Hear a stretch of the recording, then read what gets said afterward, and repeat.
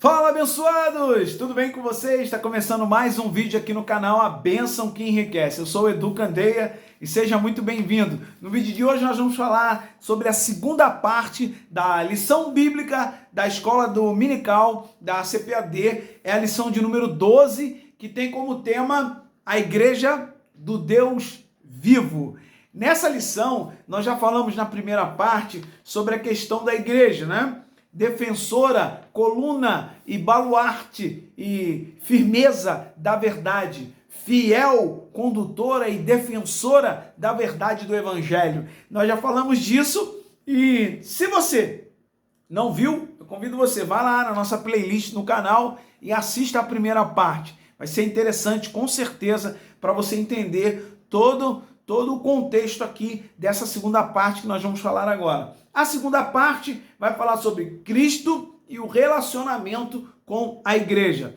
Mas antes, eu quero convidar você, se você ainda, por acaso, ainda não é inscrito aqui no nosso canal, para você se inscrever no nosso canal, deixar aquele like legal quando no final do vídeo, tá? Se você gostar do conteúdo, claro. E compartilhar esse canal com outras pessoas, para que também outras pessoas possam ter um pouquinho, né, do ensinamento da palavra de Deus, dessa maneira que a gente faz aqui, de uma maneira um pouco mais descontraída, tá? Mas não deixando de defender a verdade, tá? Porque eu acho interessante isso.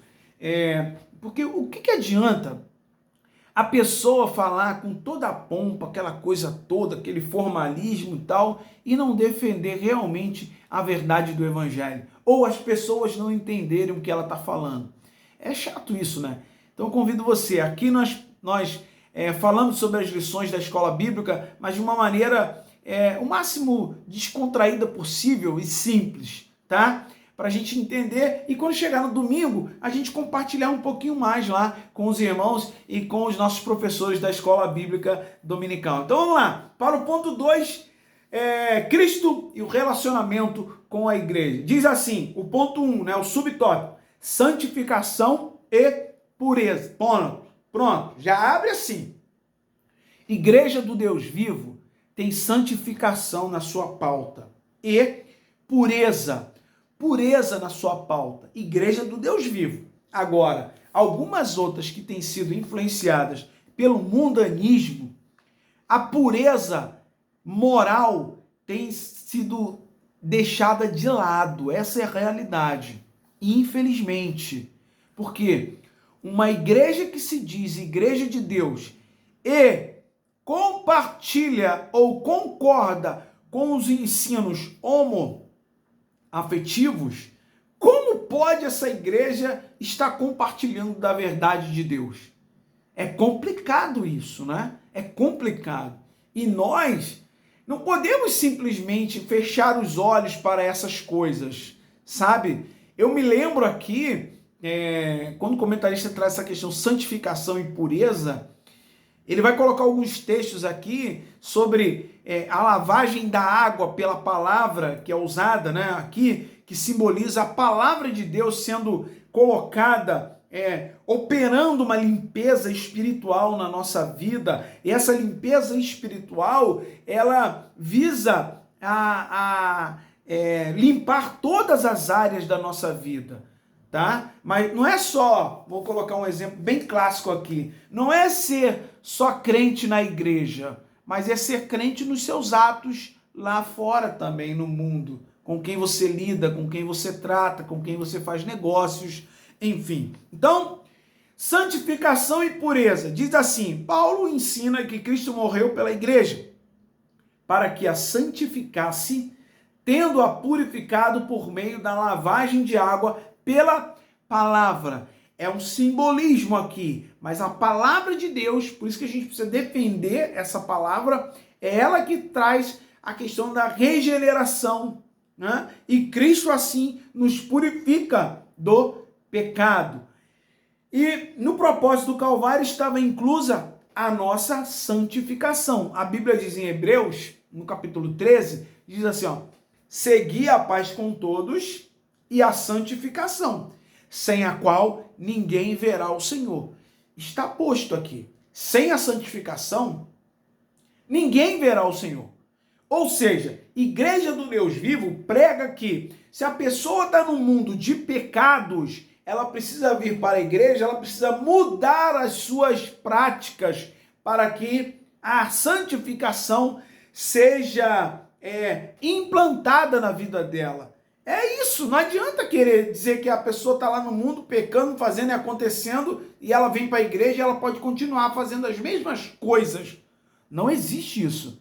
Numa igreja do Deus vivo, que defende a palavra de Deus, a verdade, não existe isso. Diz aqui, ó, a expressão a lavagem da água é usada de forma figurada, como eu falei, simboliza a palavra de Deus, que opera uma limpeza espiritual. Nesse sentido, Cristo orou pelos discípulos, santifica-os na verdade, a tua palavra é a verdade. Ora, sabemos que a santificação é o ato de separar-se do pecado e preparar-se para a volta do Senhor. Esse processo é contínuo até a glorificação final no dia de Cristo. Pronto, está bem explicado aqui. A santificação é o ato de separar-se do pecado. Ponto. Do pecado deliberado. Por quê? Porque nós não somos hipócritas e dizer que agora que você aceitou a Cristo, recebeu a Cristo, tem a palavra de Deus, você nunca mais peca. Não é verdade isso. Nós pecamos. Nós somos tentados o tempo todo e muitas das vezes deslizamos nas palavras, às vezes no tratar uma pessoa. Isso acontece, não tem como dizer que não. Nós ofendemos às vezes as pessoas, sabe? Falamos o que não deve. É sim, acontece.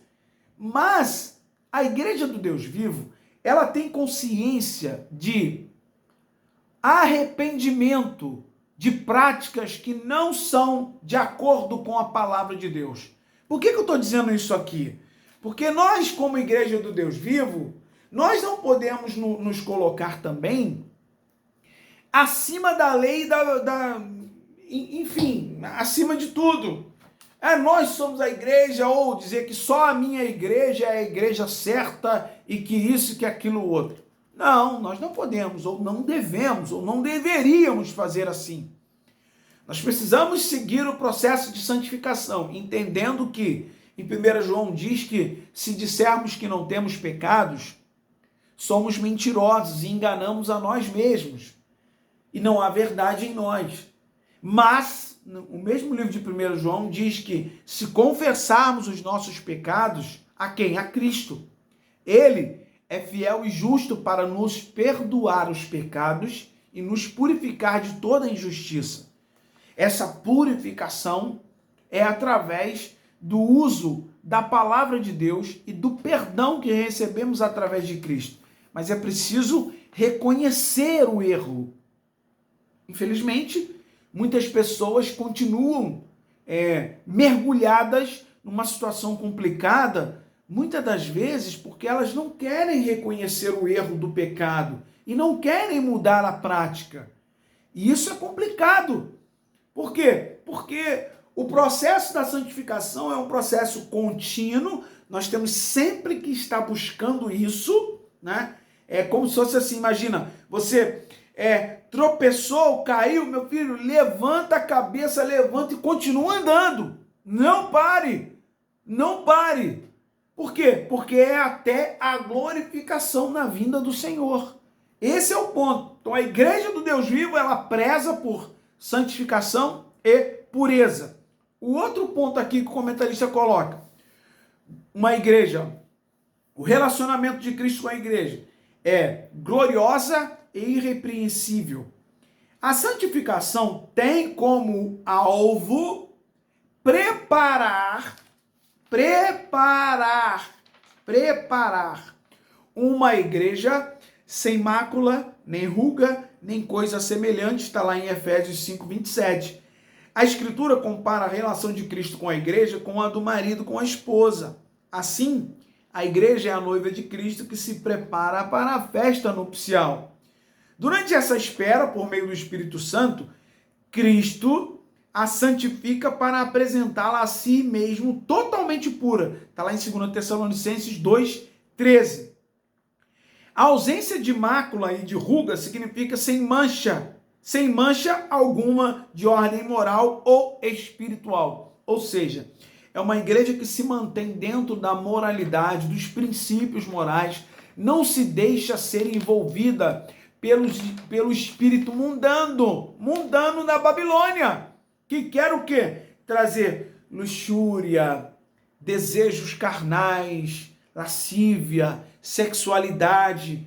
Esses são os pontos que o espírito da Babilônia quer colocar dentro da igreja. Mas Cristo, pelo poder da sua palavra e influência do Espírito Santo, quer nos ensinar como igreja a andar vestida de um grau de pureza, vamos colocar assim, né?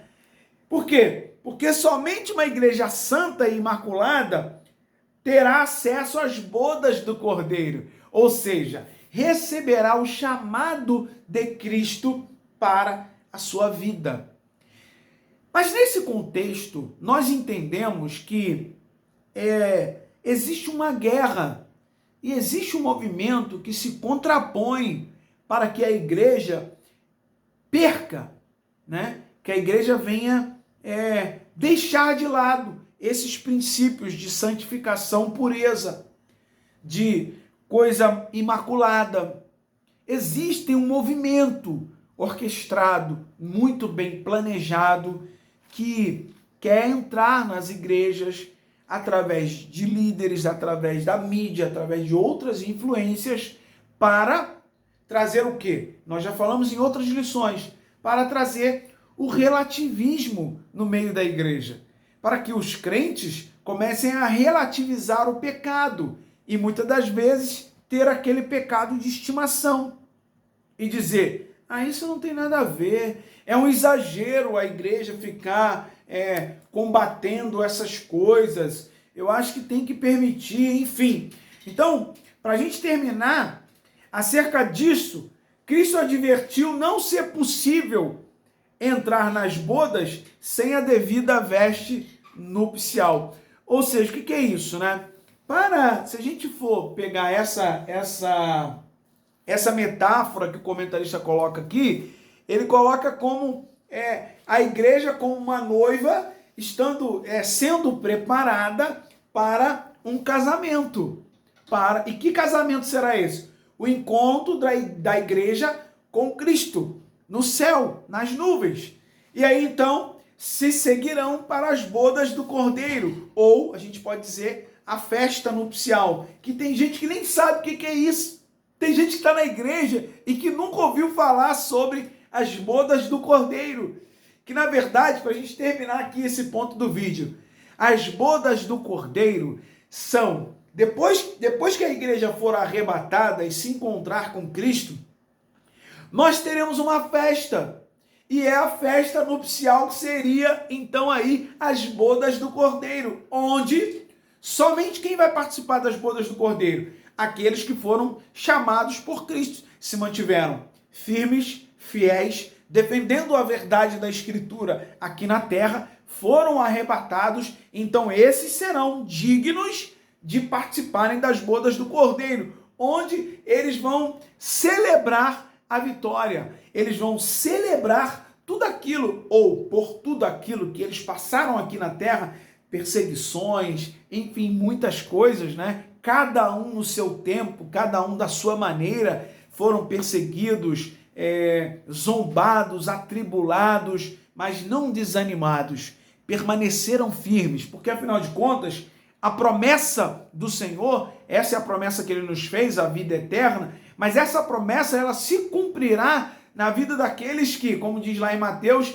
aquele que perseverar até o fim, esse será salvo. O que é perseverar até o fim? É defender a verdade até o fim, não se deixar levar ou influenciar pelas mentiras que o mundo apregoa, e principalmente nesse aspecto da questão dos princípios morais, éticos, cristãos que o mundo, o espírito da Babilônia quer implantar dentro da igreja. Mas louvamos a Deus que entendemos que como igreja do Deus vivo, a santificação, A pureza e o caráter irrepreensível da igreja é o que vai dar a nós a condição de nos relacionarmos de forma muito mais próxima, muito mais íntima com Cristo. E isso vai dar à igreja a condição de ser arrematada para estar para sempre com Cristo.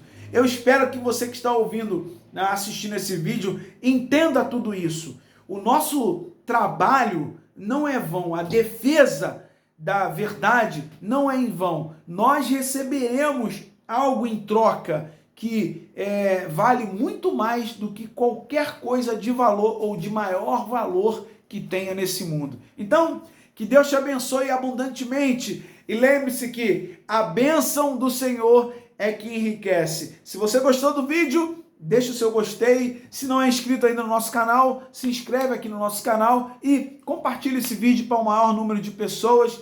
Deus te abençoe. Até o nosso próximo vídeo, querendo Deus. Tchau, tchau.